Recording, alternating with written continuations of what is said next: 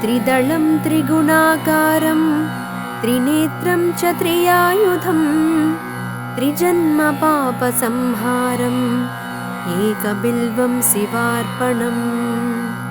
अखण्डबिल्वपत्रेण पूजिते नन्दिकेश्वरे शुध्यन्ति सर्वपापेभ्यः एकबिल्वं शिवार्पणम्। सालग्रामशिलामेकं जातु विप्राय योर्पयेत् सोमयज्ञमहापुण्यम् एकबिल्वं शिवार्पणम्। दन्तिकोटिसहस्राणि वाजपेयशतानि च कोटिकन्या महादानम् एकबिल्वं शिवार्पणम्। पार्वत्या स्वेद तत्पोन्नं महादेवस्य च प्रियं बिल्ववृक्षं नमस्यामि एकबिल्वं शिवार्पणम्। दर्शनं बिल्ववृक्षस्य स्पर्शनं पापनाशनम् अघोरपापसंहारम् एकबिल्वं शिवार्पणम्। मूलतो ब्रह्मरूपाय मध्यतो विष्णुरूपिणे अग्रतः शिवरूपाय एकबिल्वं शिवार्पणम्। बिल्वाष्टकमिदं पुण्यं यः पठेत् शिवसन्निधौ सर्वपापविनिर्मुक्तः शिवलोकमवाप्नुयात्। त्रिदलं त्रिगुणाकारं त्रिनेत्रं च त्रियायुधं त्रिजन्मपापसंहारम् एकबिल्वं शिवार्पणम्। अखण्डबिल्वपत्रेण पूजिते नन्दिकेश्वरे शुध्यन्ति सर्वपापेभ्यः एकबिल्वं शिवार्पणम्। सालग्रामशिलामेकं जातु विप्राय योर्पयेत् सोमयज्ञमहापुण्यम् एकबिल्वं शिवार्पणम्। दन्तिकोटिसहस्राणि वाजपेयशतानि च कोटिकन्या महादानम् एकबिल्वं शिवार्पणम्। पार्वत्या स्वेद तत्पोन्नं महादेवस्य च प्रियं बिल्ववृक्षं नमस्यामि एकबिल्वं शिवार्पणम्। दर्शनं बिल्ववृक्षस्य स्पर्शनं पापनाशनम् अघोरपापसंहारम् एकबिल्वं शिवार्पणम्। मूलतो ब्रह्मरूपाय मध्यतो विष्णुरूपिणे अग्रतः शिवरूपाय एकबिल्वं शिवार्पणम्। बिल्वाष्टकमिदं पुण्यं यः पठेत् शिवसन्निधौ सर्वपापविनिर्मुक्तः शिवलोकमवाप्नुयात्। त्रिदलं त्रिगुणाकारं त्रिनेत्रं च त्रियायुधं त्रिजन्मपापसंहारम् एकबिल्वं शिवार्पणम्। अखण्डबिल्वपत्रेण पूजिते नन्दिकेश्वरे शुध्यन्ति सर्वपापेभ्यः एकबिल्वं शिवार्पणम्। सालग्रामशिलामेकं जातु विप्राय योर्पयेत् सोमयज्ञमहापुण्यम् एकबिल्वं शिवार्पणम्। दन्तिकोटिसहस्राणि वाजपेयशतानि च कोटिकन्या महादानम् एकबिल्वं शिवार्पणम्। पार्वत्या स्वेद तत्पोन्नं महादेवस्य च प्रियं बिल्ववृक्षं नमस्यामि एकबिल्वं शिवार्पणम्। दर्शनं बिल्ववृक्षस्य स्पर्शनं पापनाशनम् अघोरपापसंहारम् एकबिल्वं शिवार्पणम्। मूलतो ब्रह्मरूपाय मध्यतो विष्णुरूपिणे अग्रतः शिवरूपाय एकबिल्वं शिवार्पणम् बिल्वाष्टकमिदं पुण्यं यः पठेत् शिवसन्निधौ सर्वपापविनिर्मुक्तः शिवलोकमवाप्नुयात्। त्रिदलं त्रिगुणाकारं त्रिनेत्रं च त्रियायुधं त्रिजन्मपापसंहारम् एकबिल्वं शिवार्पणम् अखण्डबिल्वपत्रेण पूजिते नन्दिकेश्वरे शुध्यन्ति सर्वपापेभ्यः एकबिल्वं शिवार्पणम् सालग्रामशिलामेकं जातु विप्राय योऽर्पयेत् सोमयज्ञमहापुण्यम् एकबिल्वं शिवार्पणम् दन्तिकोटिसहस्राणि वाजपेयशतानि च कोटिकन्यामहादानम् एकबिल्वं शिवार्पणम् पार्वत्या स्वेदतत्पोन्नं महादेवस्य च प्रियं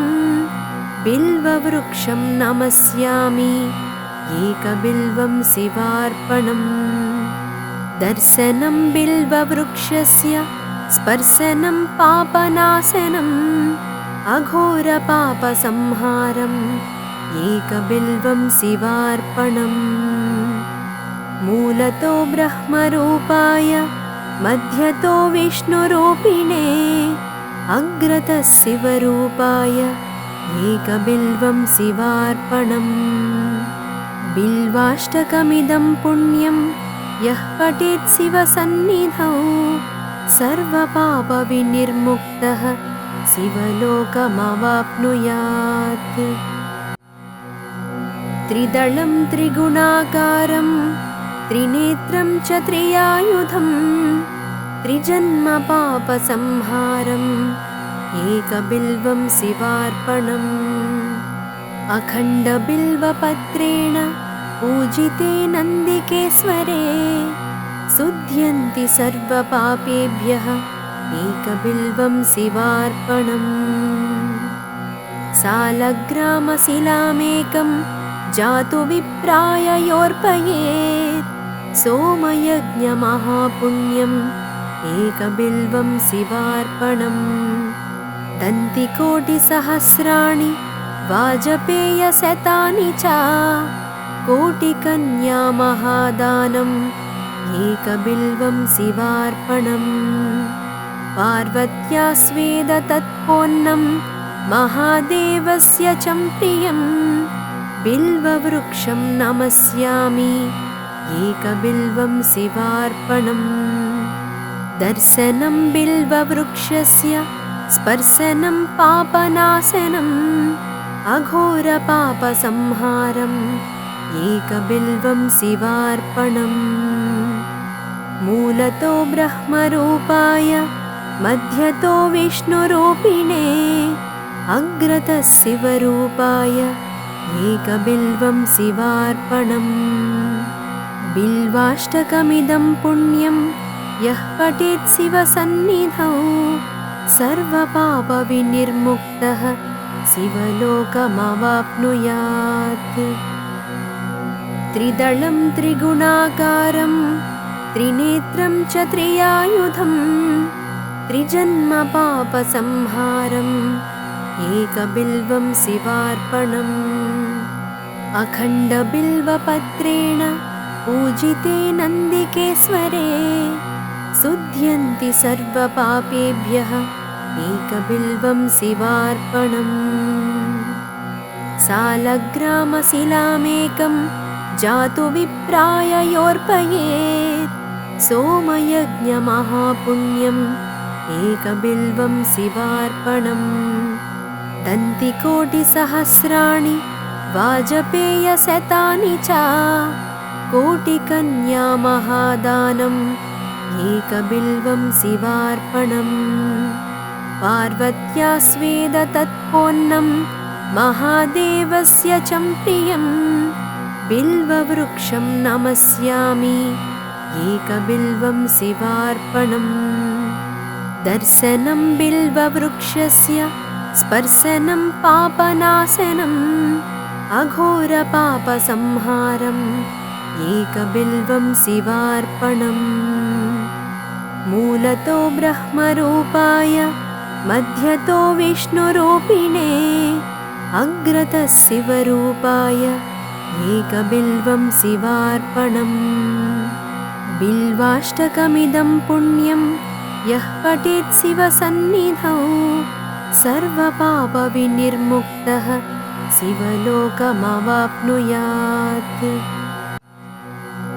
त्रिदलं त्रिगुणाकारं त्रिनेत्रं च त्रियायुधं त्रिजन्मपापसंहारम् एकबिल्वं शिवार्पणम् अखण्डबिल्वपत्रेण पूजिते नन्दिकेश्वरे शुध्यन्ति सर्वपापेभ्यः एकबिल्वं शिवार्पणम् सालग्रामशिलामेकं जातु विप्राय योऽर्पयेत् सोमयज्ञमहापुण्यम् एकबिल्वं शिवार्पणम् दन्तिकोटिसहस्राणि वाजपेयशतानि च कोटिकन्यामहादानम् एकबिल्वं शिवार्पणम् पार्वत्या स्वेदतत्पोन्नं महादेवस्य च प्रियं बिल्ववृक्षं नमस्यामि एकबिल्वं शिवार्पणम् दर्शनं बिल्ववृक्षस्य स्पर्शनं पापनाशनम् अघोरपापसंहारम् एकबिल्वं शिवार्पणम् मूलतो ब्रह्मरूपाय मध्यतो विष्णुरूपिणे अग्रतः शिवरूपाय एकबिल्वं शिवार्पणम् बिल्वाष्टकमिदं पुण्यं यः पठेत् शिवसन्निधौ सर्वपापविनिर्मुक्तः शिवलोकमवाप्नुयात्। त्रिदलं त्रिगुणाकारं त्रिनेत्रं च त्रियायुधं त्रिजन्मपापसंहारम् एकबिल्वं शिवार्पणम् अखण्डबिल्वपत्रेण पूजिते नन्दिकेश्वरे शुध्यन्ति सर्वपापेभ्यः एकबिल्वं शिवार्पणम् सालग्रामशिलामेकं जातु विप्राय योऽर्पयेत् सोमयज्ञमहापुण्यम् एकबिल्वं शिवार्पणम् दन्तिकोटिसहस्राणि वाजपेयशतानि च कोटिकन्यामहादानम् एकबिल्वं शिवार्पणम् पार्वत्या स्वेदतत्पोन्नं महादेवस्य च प्रियं बिल्ववृक्षं नमस्यामि एकबिल्वं शिवार्पणम् दर्शनं बिल्ववृक्षस्य स्पर्शनं पापनाशनम् अघोरपापसंहारम् एकबिल्वं शिवार्पणम् मूलतो ब्रह्मरूपाय मध्यतो विष्णुरूपिणे अग्रतः शिवरूपाय एकबिल्वं शिवार्पणम् बिल्वाष्टकमिदं पुण्यं यः पठेत् शिवसन्निधौ सर्वपापविनिर्मुक्तः शिवलोकमवाप्नुयात्। त्रिदलं त्रिगुणाकारं त्रिनेत्रं च त्रियायुधं त्रिजन्मपापसंहारम् एकबिल्वं शिवार्पणम् अखण्डबिल्वपत्रेण पूजिते नन्दिकेश्वरे शुध्यन्ति सर्वपापेभ्यः एकबिल्वं शिवार्पणम् सालग्रामशिलामेकं जातु विप्राय योऽर्पयेत् सोमयज्ञमहापुण्यम् एकबिल्वं शिवार्पणम् दन्तिकोटिसहस्राणि वाजपेयशतानि च कोटिकन्यामहादानम् एकबिल्वं शिवार्पणम् पार्वत्या स्वेदतत्पोन्नं महादेवस्य च प्रियम्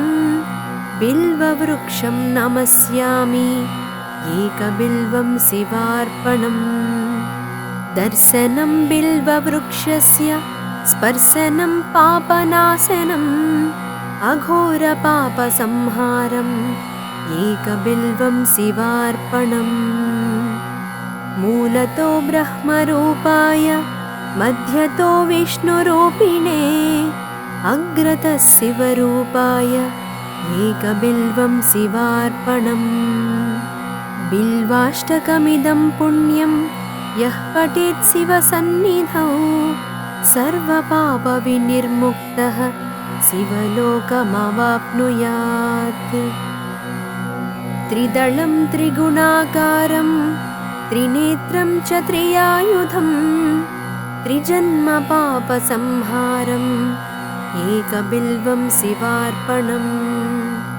अखण्डबिल्वपत्रेण पूजिते नन्दिकेश्वरे शुध्यन्ति सर्वपापेभ्यः एकबिल्वं शिवार्पणम् सालग्रामशिलामेकं जातु विप्राय योऽर्पयेत् सोमयज्ञमहापुण्यम् एकबिल्वं शिवार्पणम् दन्तिकोटिसहस्राणि वाजपेयशतानि च कोटिकन्यामहादानम् एकबिल्वं शिवार्पणम् पार्वत्या स्वेदतत्पोन्नं महादेवस्य च प्रियम् बिल्ववृक्षं नमस्यामि एकबिल्वं शिवार्पणम् दर्शनं बिल्ववृक्षस्य स्पर्शनं पापनाशनम् अघोरपापसंहारम् एकबिल्वं शिवार्पणम् मूलतो ब्रह्मरूपाय मध्यतो विष्णुरूपिणे अग्रतः शिवरूपाय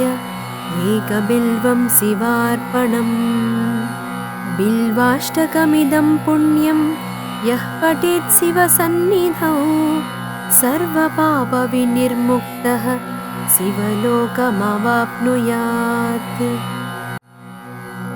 त्रिदलं त्रिगुणाकारं त्रिनेत्रं च त्रियायुधं त्रिजन्मपापसंहारम् एकबिल्वं शिवार्पणम् अखण्डबिल्वपत्रेण पूजिते नन्दिकेश्वरे शुध्यन्ति सर्वपापेभ्यः एकबिल्वं शिवार्पणम् सालग्रामशिलामेकं जातु विप्राय योऽर्पयेत् सोमयज्ञमहापुण्यम् एकबिल्वं शिवार्पणम् दन्तिकोटिसहस्राणि वाजपेयशतानि च कोटिकन्यामहादानम् एकबिल्वं शिवार्पणम् पार्वत्या स्वेदतत्पोन्नं महादेवस्य च प्रियम् बिल्ववृक्षं नमस्यामि एकबिल्वं शिवार्पणम् दर्शनं बिल्ववृक्षस्य स्पर्शनं पापनाशनम् अघोरपापसंहारम् एकबिल्वं शिवार्पणम् मूलतो ब्रह्मरूपाय मध्यतो विष्णुरूपिणे अग्रतः शिवरूपाय एकबिल्वं शिवार्पणम्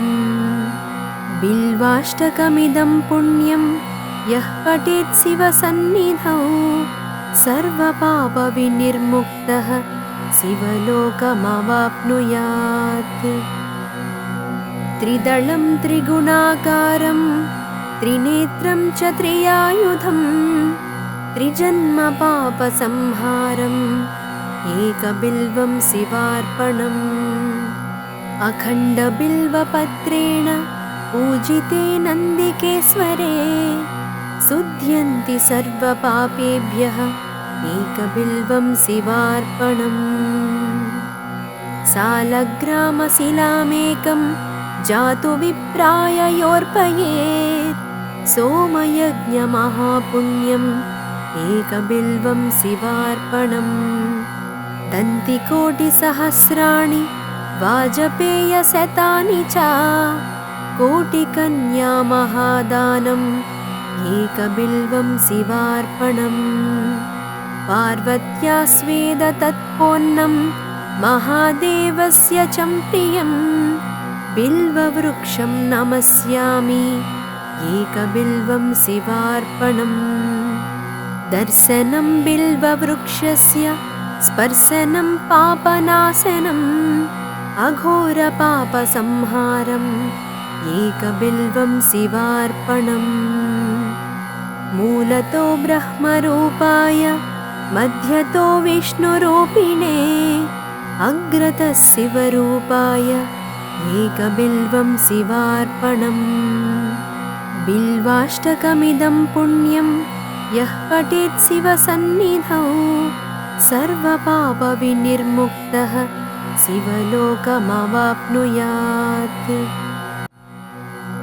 त्रिदलं त्रिगुणाकारं त्रिनेत्रं च त्रियायुधं त्रिजन्मपापसंहारम् एकबिल्वं शिवार्पणम् अखण्डबिल्वपत्रेण पूजिते नन्दिकेश्वरे शुध्यन्ति सर्वपापेभ्यः एकबिल्वं शिवार्पणम्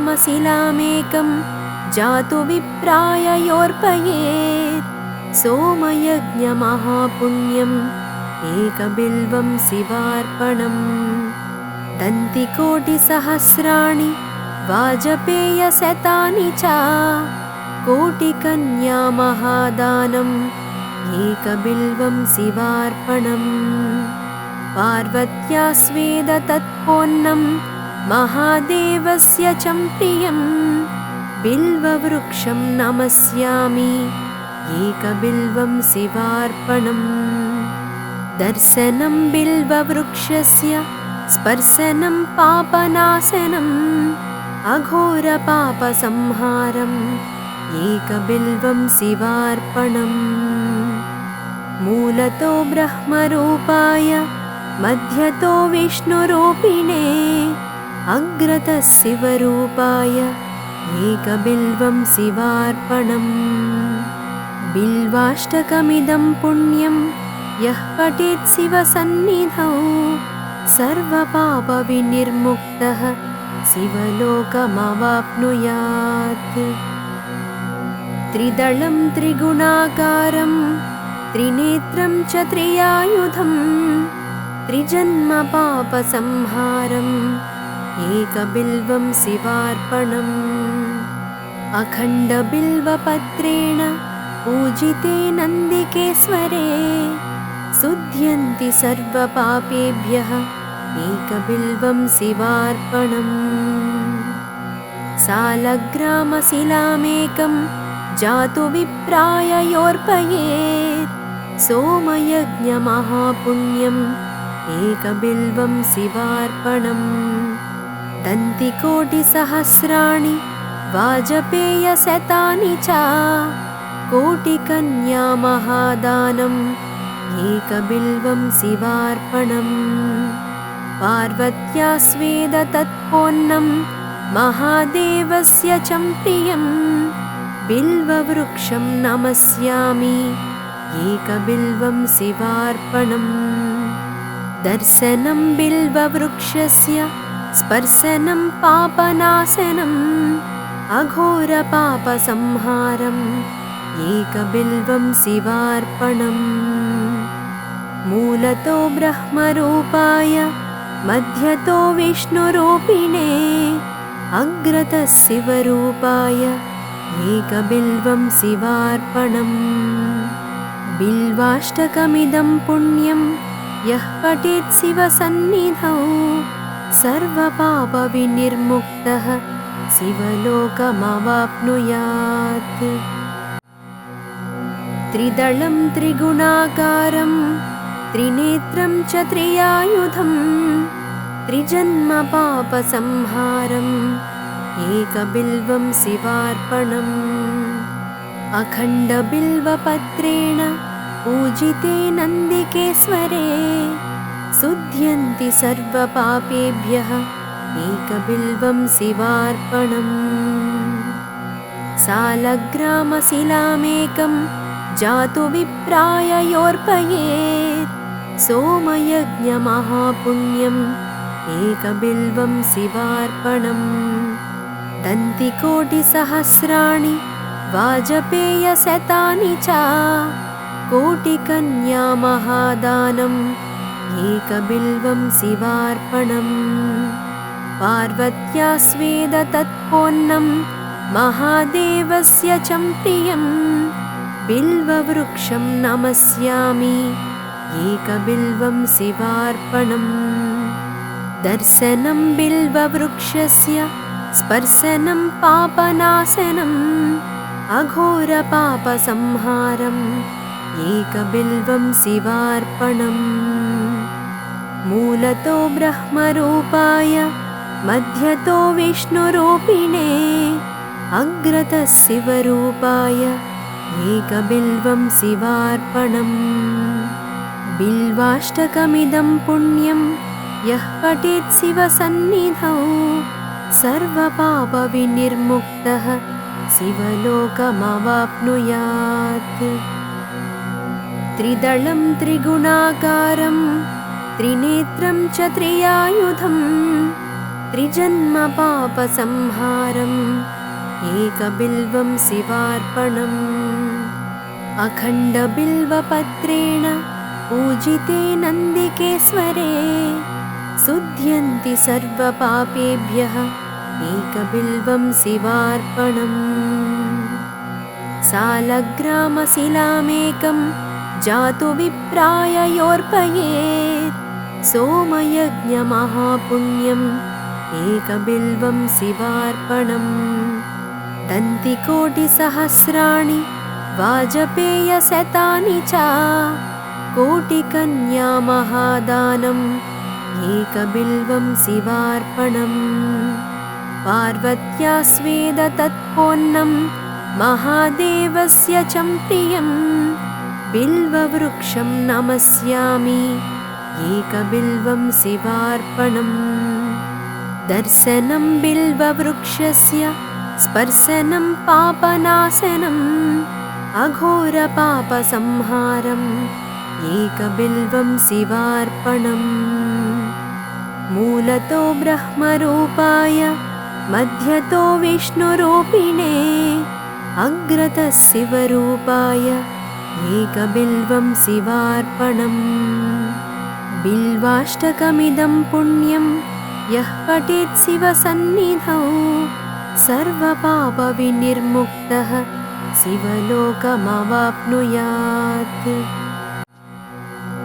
त्रिदलं त्रिगुणाकारं त्रिनेत्रं च त्रियायुधं त्रिजन्म पापसंहारम् एकबिल्वं शिवार्पणम् अखण्डबिल्वपत्रेण पूजिते नन्दिकेश्वरे शुध्यन्ति सर्वपापेभ्यः एकबिल्वं शिवार्पणम् सालग्रामशिलामेकं जातु विप्राय योर्पयेत् सोमयज्ञमहापुण्यम् एकबिल्वं शिवार्पणम् दन्तिकोटिसहस्राणि वाजपेयशतानि च कोटिकन्यामहादानम् एकबिल्वं शिवार्पणम् पार्वत्या स्वेदतत्पोन्नं महादेवस्य च प्रियं बिल्ववृक्षं नमस्यामि एकबिल्वं शिवार्पणम् दर्शनं बिल्ववृक्षस्य स्पर्शनं पापनाशनम् अघोरपापसंहारम् एकबिल्वं शिवार्पणम् मूलतो ब्रह्मरूपाय मध्यतो विष्णुरूपिणे अग्रतः शिवरूपाय एकबिल्वं शिवार्पणम् बिल्वाष्टकमिदं पुण्यं यः पठेत् शिवसन्निधौ सर्वपापविनिर्मुक्तः शिवलोकमवाप्नुयात्। त्रिदलं त्रिगुणाकारं त्रिनेत्रं च त्रियायुधं त्रिजन्मपापसंहारम् एकबिल्वं शिवार्पणम्। अखण्डबिल्वपत्रेण पूजिते नन्दिकेश्वरे शुध्यन्ति सर्वपापेभ्यः एकबिल्वं शिवार्पणम्। सालग्रामशिलामेकं जातु विप्राय योऽर्पयेत् सोमयज्ञमहापुण्यम् एकबिल्वं शिवार्पणम्। दन्तिकोटिसहस्राणि वाजपेयशतानि च कोटिकन्यामहादानम् एकबिल्वं शिवार्पणम्। पार्वत्या स्वेदतत्पोन्नं महादेवस्य च प्रियं बिल्ववृक्षं नमस्यामि एकबिल्वं शिवार्पणम्। दर्शनं बिल्ववृक्षस्य स्पर्शनं पापनाशनम् अघोरपापसंहारम् एकबिल्वं शिवार्पणम्।